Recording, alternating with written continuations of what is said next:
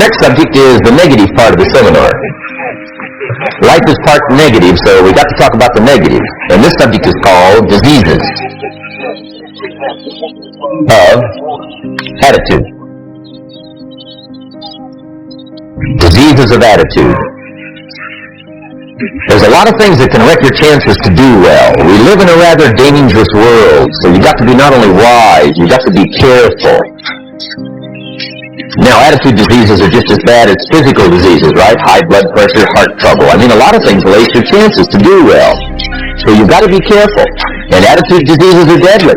I mean, they'll destroy all the good things you start. Okay, so we'll go through those attitude diseases, how to spot them, how to look for them, what they are, and the cure. And I'm a pro on these because I've had them all, so I can give you excellent advice on these. Life is part negative, so we got to talk about the negative. And this subject is called diseases of attitude. Diseases of attitude. There's a lot of things that can wreck your chances to do well. We live in a rather dangerous world, so you got to be not only wise, you got to be careful. Now, attitude diseases are just as bad as physical diseases, right? High blood pressure, heart trouble. I mean, a lot of things lace your chances to do well. So you've got to be careful. And attitude diseases are deadly. I mean, they'll destroy all the good things you start. These attitude diseases are like weeds that grow in the garden. It's a normal part of life. Here's a good phrase to note. Negative is normal. It's not successful, but it's normal. It's part of life. And here's the next key, in my opinion. You must learn to handle the negative. Don't ignore it. Handle it. Now, I know some people teach the other way. And listen to them. And listen to me. And then make up your own mind. Right? Don't be a follower. Be a student. But I say you got to handle the negative. You don't have to live in it. You don't have to dwell on it. But you do have to handle it, my opinion. Here's what part of it is. It's called the Great War between good and evil. And there is a war on. The minute you were born, you got involved in the war between good and evil, between darkness and light, between negative and positive, between evil and good, between tyranny and democracy, between weeds and human activity. I mean, the war is on. If democracy sleeps, guess who never sleeps? Tyranny. In the absence of light, guess what's automatic? Darkness. If good does not arouse itself and become active, guess what moves in? Evil. It's a war. A mental war, a physical war, a financial war, between enterprise and ease, between accomplishment and failure. It's a war. That's why there's an Old Testament phrase that gives the best advice for human activity when it says, 6 days labor, 1 day rest. Now, I'm sure we've taken that to mean, don't work all 7 days. Take one off. Here's what it also means. Only take one off, or you're liable to lose the war. Now, we've got it down to 5 and 2. And maybe that's not too dangerous. I don't know. If God would have thought of 5 and 2, he might have made it 5 and 2. I don't know. But here's what it does mean. Enterprise is better than ease. If you rest too long, the jungle overtakes the village. Now here's the good news about the war between good and evil. Evil is no match for good, but good must be active. Weeds are no match for human activity, but if you stand still, how far in will they come? All the way. They'll grow right up around your shoes. But if you get busy, how far back can you take them? As far as you wish. They're no match, but you must be active. That's why the 6 and 1. Make sure you're not losing the war by taking off too much. Guess what the average years are after retirement? 6. Which means don't retire. Your chances are too slim. The war between good and evil, the weeds. You got to make sure you recognize the negative, handle it, deal with it, and then go on. Let's make a list of the diseases of attitude that can wreck all your chances to do well. One of the words that destroys everything is called neglect. And I found this out. A week of neglect could cost you a year of repair. It isn't worth it. So what to be on the lookout for? Here's the list. If you were making it, you'd have the same list I've got. Right? We're not covering anything new tonight. This is a reminding session, not a teaching session.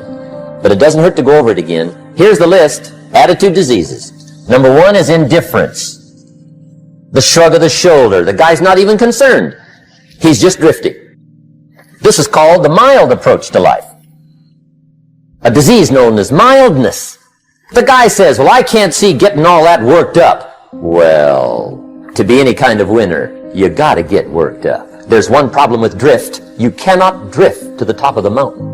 And the good Lord said in the closing chapters of the Bible, here's the best way to live, one way or the other. That's best. Hot or what's next best?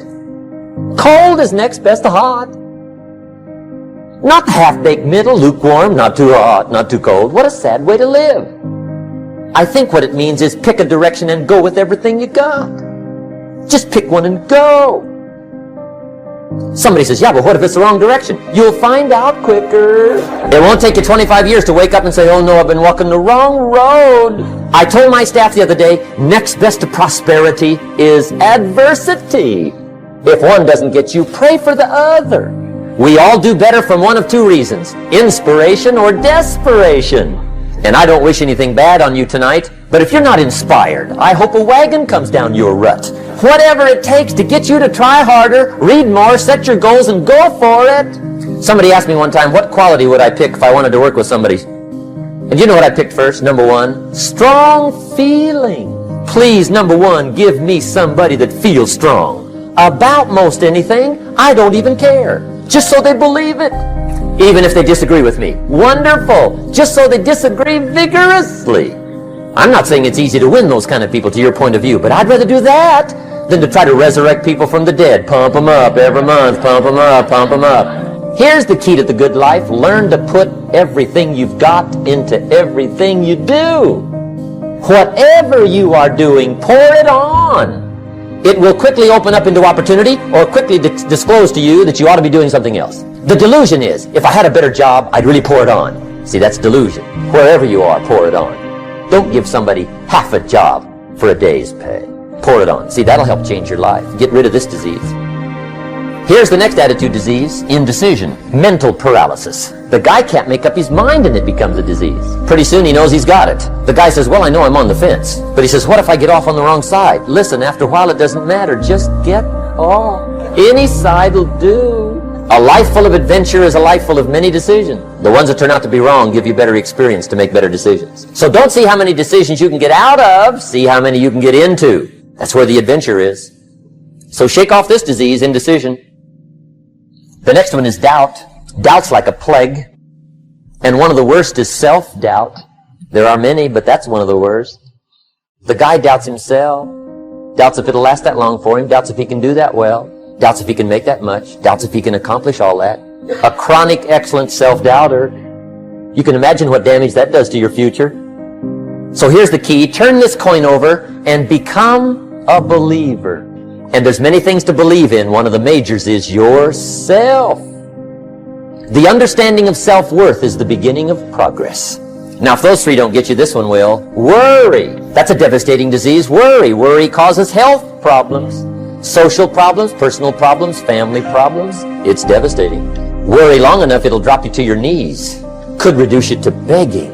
I know how bad this one is. I used to have it bad.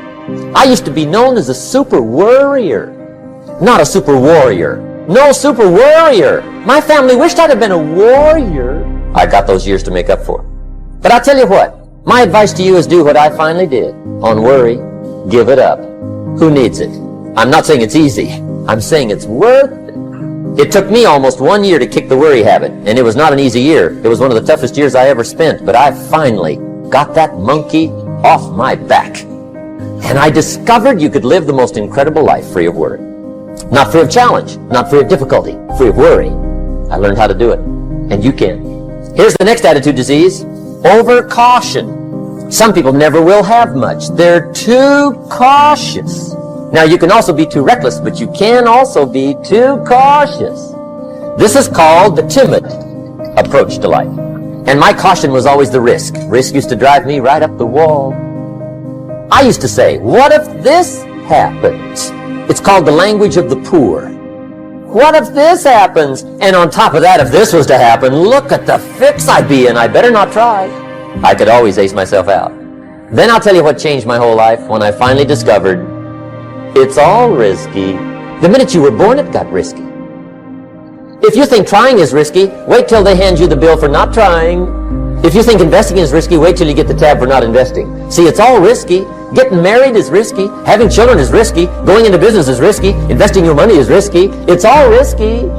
I'll tell you how risky life is. You're not going to get out alive. The Englishman says, well, if that's the way it's going to work out, let's give it a go. Right, that's what it's for. Give it a go. Somebody says, yeah, but I'm looking for safety and security. Fine, then huddle in a corner. We'll cover you with a sheet, bring you 3 meals a day. And we'll protect you, feed you, look after you, care for you. We won't let anything happen to you. And you'll probably live to be 100. The guy said, well, yeah, I'd live to be 100. But what a way to live. Right. What a way to live safe and secure. Don't ask for security. Ask for adventure.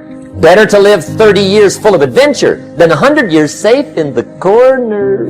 And see, it's not important how long you live. What's important is how you live. The next one is pessimism.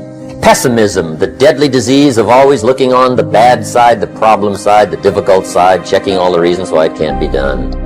The poor pessimist leads an ugly life.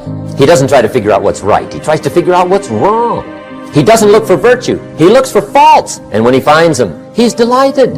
How ugly. This is the poor guy who looks through the window, doesn't see the sunset. He sees the specks on the window. And this is the poor guy, right, who rushes up, takes such leave of his senses. This guy rushes up and he says, I've got 5 good reasons why it won't work. He's so dumb he doesn't know all he needs 1. He's got 5. To the pessimist, the glass is always half empty. To the optimist, the glass is half full. Why would the same measure affect people 2 different ways? Answer, it all depends on how you look at it. Our lives are mostly affected by the way we think things are, not the way they are. The way we think they are affects us most. The last disease, but this one is deadly. Engage in this one, indulge in it even slightly, and you might as well forget the future because it's going to forget you. Complaining, crying, whining, griping. A Bible word called murmuring. See, that'll ace your future. Spend 5 minutes complaining, and you have wasted 5. And you may have begun what's known as economic cancer of the bone. Surely they will soon haul you off into a financial desert, and there let you choke on the dust of your own regret. I hope I said that well, so you won't forget. It's a deadly disease. If you don't think it's bad, ask the children of Israel of Old Testament fame. Typical of us all, their story just happened to get in the book. Story says, children of Israel were slaves. God performed a series of dazzling miracles and got them out. And now they're heading for the promised land. Remember the story? Heading for the promised land. Tragedy of the story? They never got there. Reason? From day 1, they started to complain. They griped about the water. They griped about the weather. They whined and cried and griped about the food. They griped about the leadership. They whined and cried because it was too far, too cold, too hot, too difficult, too miserable. I mean, they whined and cried for years. Finally, God said, I've had it, trip canceled. The story says they died in the desert, never got to the promised land. Which I think means 2 things. Indulge in this long enough, you get your future canceled. And I guess it also means even God himself can only take so much. Just be on the lookout of the things that can destroy all the good you start. The war is on. And this evening, tomorrow, mentally, personally, socially, economically, you got to make sure you're winning the war.